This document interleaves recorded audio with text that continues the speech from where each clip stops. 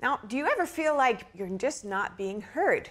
Or maybe, especially on some tough issues, it can be hard to hear other people out.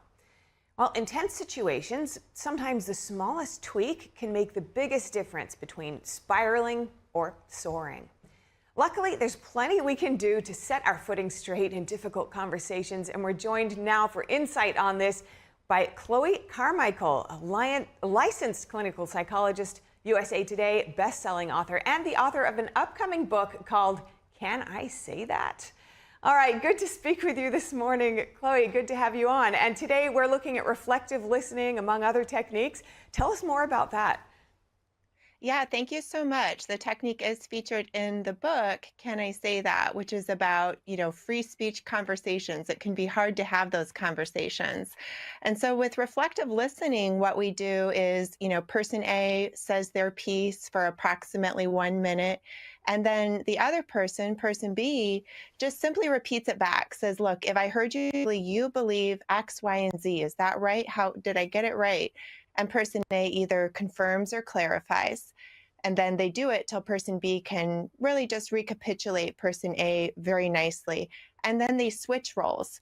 And this is really helpful because in psychology, we can have something called hot cognition when we get really upset or defensive, and we actually don't think clearly or even hear as clearly. And we can also have basically emotional stereotypes. So if somebody's talking about a political topic and I have a stereotype of how people who think that way are like, my brain starts taking too many emotional shortcuts, and then I'm not really hearing what they're saying. So the reflective listening technique makes sure that we actually really hear each other instead of talking past one another.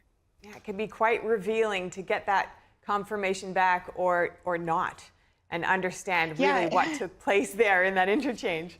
Now, you've said reflective. Yes, it's deceptively simple. It sounds simple, but you'd be surprised how often person A says something and then person B repeats something back, and it's really not what person A said. So it can be a very simple but helpful technique.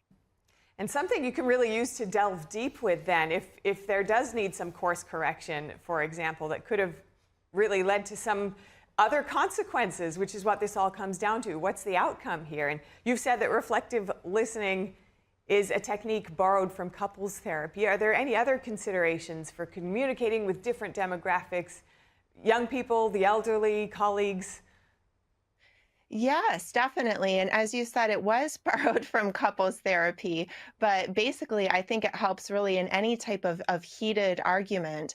And really, what it does too is it conveys respect as well. It shows the person that you're really listening, not just to respond, but to make sure that you heard them. Then it's great too because people are not competing for airtime. So across demographics, whether, as you said, you're talking about an elderly person and a young person, or people from actually, frankly, the more disparate the demographics get, the more important it is to make sure that we're really understanding, because we might have different vernaculars or different ways of expressing ourselves. And sometimes too, people feel like they're only half listening because they're looking for their chance to jump in and make sure that they get their airtime. And the reflective listening technique kind of takes that away by providing a structure. It takes the temperature down a notch because everyone knows that they will get a chance to say their piece and that they will be heard. And I guess it's also something that you could potentially just instigate without announcing it or setting up that reciprocal aspect, and it could still work in a more fluid way. Yes, I think you've read an advanced copy of my book, because there's actually a whole section on what I call listening resiliently, because it's such an important part of free speech. When I wrote the book, Can I Say That? Why Free Speech Matters and How to Use It Fearlessly, I wanted people to know that it's not just about speaking up, it is also about listening. And so you're absolutely right. If it feels awkward to say, hey, let's do this listening exercise, if you just silently decide that you're going to listen, and then repeat back, hey, what I heard you say is X, Y, and Z. Did I get that right? the other person, I can almost guarantee you, is going to be so disarmed that when you finally had the floor to speak, instead of using it to say your piece, you just said, hey, well, I want to make sure I heard you right. Is that correct? And then when they say yes, you can say, okay, thanks. Would you like to hear what I think about the topic? And very few people will say no. So you're absolutely right. You can kind of breadcrumb them into doing the exercise without formally announcing it. Right, good to know. Now, one common barrier in communication is when the parties themselves are not clear so much on what they think or what they want to communicate, which could lead to reactivity or reticence. And as they say, if you don't know where you're going, you're not going to get there. So, what do you suggest in this kind of situation? Well, actually, I would really applaud people that are willing to acknowledge that maybe there's some nuance and that they don't fully know their position yet. So reflective listening works great with that as well. I mean, you could say something and someone could reflect back. It sounds like you're saying that you see the position from both sides and that, you actually see some gray space in between, and it's hard to land firmly on one particular opinion at this moment. And that's actually a very liberating place to be. So I congratulate you on that awareness. I'm so glad you brought that up because, not having everybody having to be an expert on every topic, right, is one of our difficulties right now. So if people are able to just say, embrace some ambiguity and say, I kind of see both sides of it, I actually think that's a great step forward.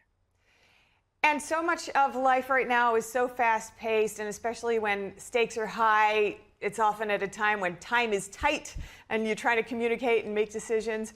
What's some aspects that can help make that particularly effective in such a situation? Sure. So it's a funny one because the reflective listening technique, it sounds as if, oh, gee, this is going to take a whole bunch of time. We don't have time to do this exercise.